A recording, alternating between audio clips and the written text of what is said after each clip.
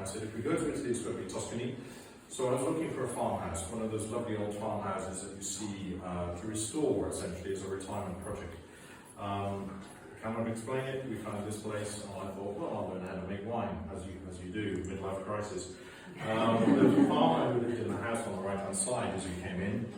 He'd been here 26 years.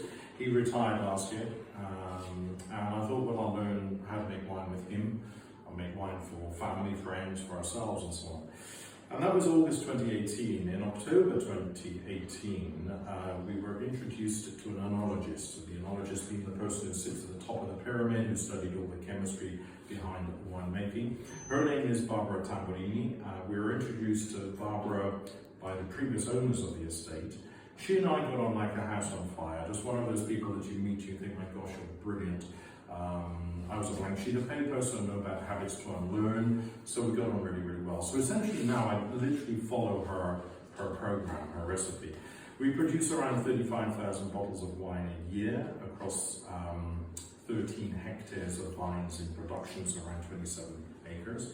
Across the wines that you see, plus another one that you may have noticed on your wine list, that unfortunately I can't let you taste it today because it's simply not ready. I'll come back to that one. So we have typical Tuscan grape varieties, Trebbiano, which is the white, Sangiovese, which is the red. Good fortune has it that the previous owner was quite passionate about wine as well. So he planted Merlot, Cabernet Sauvignon, Cabernet Franc. Plus we have an older vineyard which we call our Vigna Vecchia, with some older grape varieties in it as well. So it's around 60, 70 years old. So that's old in terms of vines. It's what we call old vines. That vineyard doesn't produce a great deal, but what it does do, because the roots are very, very deep, it brings up the minerality of the soil that we have here. And I'm going to come back to that one.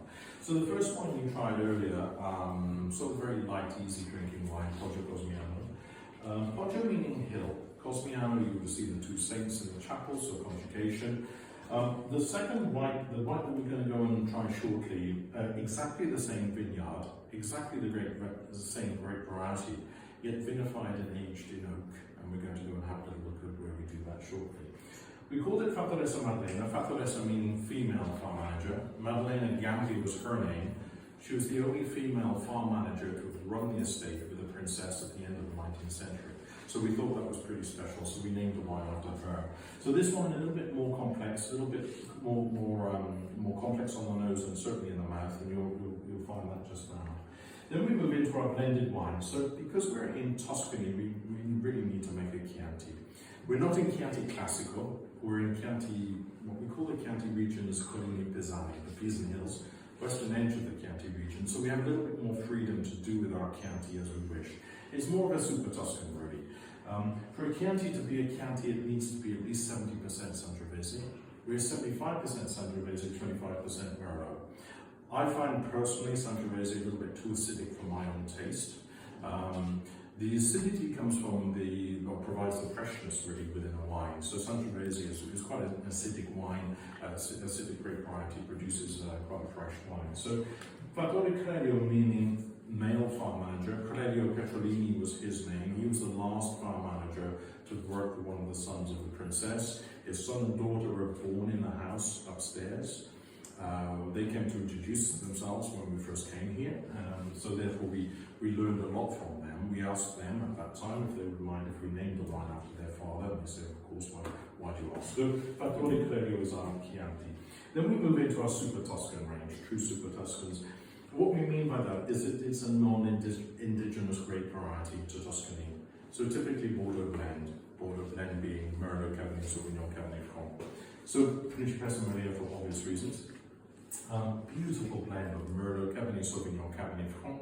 I remember the older vineyard that I mentioned a short time ago. So we've created a really structured blend with this wine to produce a wine which is as unique to Villa Cosmiana as we possibly can. So that's Principessa Maria. Duca Meligo being the father of the princess, much more complex Super Tuscan, 65% Merlot, 35% Cabernet Sauvignon, vinified separately, blended, then aged in oak barrels, and we'll go and have a little look at where we did that just now. So, silver medal winner from Concours Mondial de Bruxelles this year, gold medal winner at Concours Mondial de Bruxelles this year. So Concours Mondial is good.